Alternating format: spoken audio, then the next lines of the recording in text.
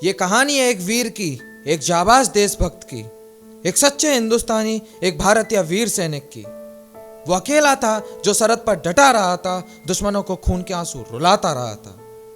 वो लड़ा था कभी अपने देश के लिए, पर उसे लड़ते हुए कभी किसी ने ना देखा। उनका आखिरी कथन था कि मरूंगा, यहीं मरूंगा, पर पोस्ट नहीं छोड़ूंगा।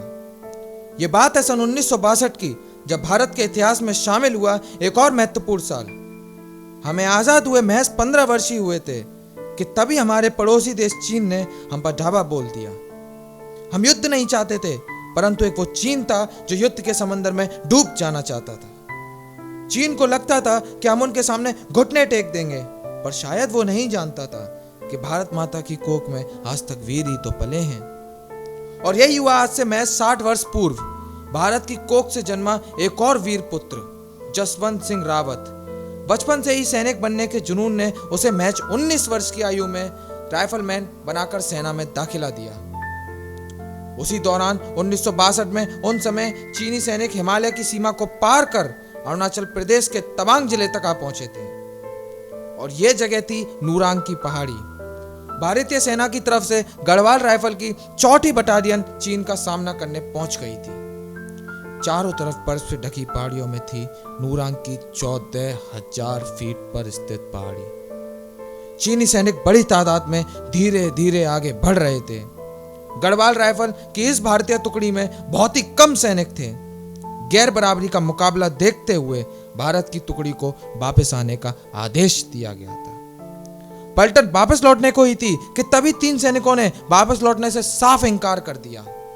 ये जवान थे राइफलमैन जसवंत सिंह रावत, लॉस नायक त्रिलोक सिंह नेगी और गोपाल सिंह मुलसाई। इन्होंने ठान लिया था कि खून के आखिरी कतरे के गिरने तक लड़ते रहेंगे, अपनी मातृभूमि की हिफाजत में शहीद हो जाएंगे, मगर पीठ दिखाकर नहीं जाएंगे। एक तरफ हजारों की संख्या में तैनात चीनी सैनिक थे, तो दूसरी तरफ 3 से 4 बंकर में केवल 3 भारतीय सैनिक। चीनी सेना सरहद पर विध्वंस कर रही थी। असल में चीनी सेना ने बॉर्डर पर अचानक ढाबा बोल दिया था। चीनी सैनिक उम्दा हथियारों से लड़ रहे थे, जबकि हिंद की सेना हौसले और हिम्मत से उनका सामना कर रही थी। धीरे धीरे दुश्मन की गोली से दोनों जवान गिर गए थे। अब बचा था वो अकेला शेर जिसे रचना था भारत का इतिहास, जसवंत सिंह रावत। भागने का पूरा मौका था, लेकिन उन्होंने सामना करने का फैसला लिया था।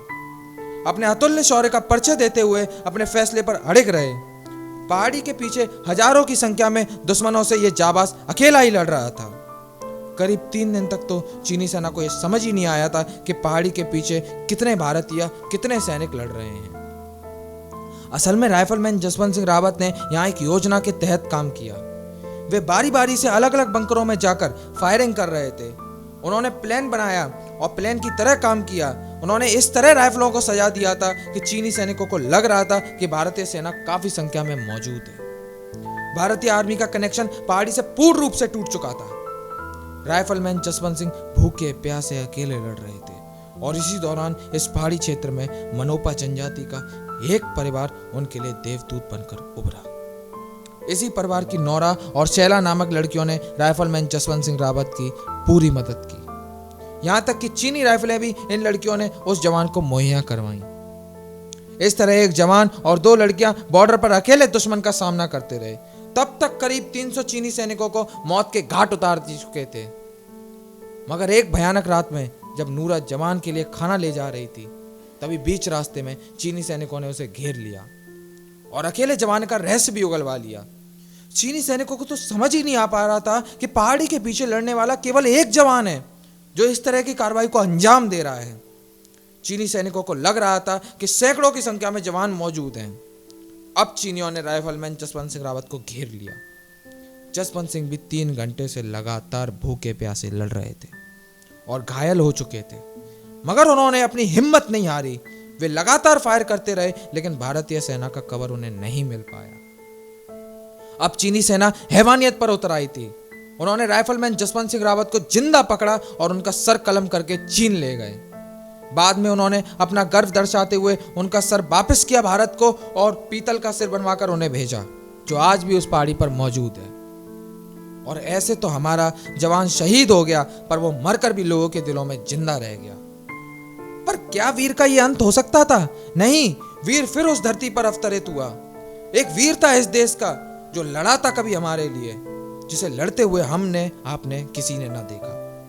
अब अजनबी नहीं है वो हमारे लिए, इसलिए सुनाना औरों को भी उसकी कहानी और कहना कि उसने अपना आज कुर्बान कर दिया हमारे कल के लिए, बिना कुछ बोले, बिना कुछ सुने। जिनमें अकेले चलने के हौसले होते हैं, एक दिन उन्हीं के पीछे काफिले होते हैं। जय हिंद, जय भारत।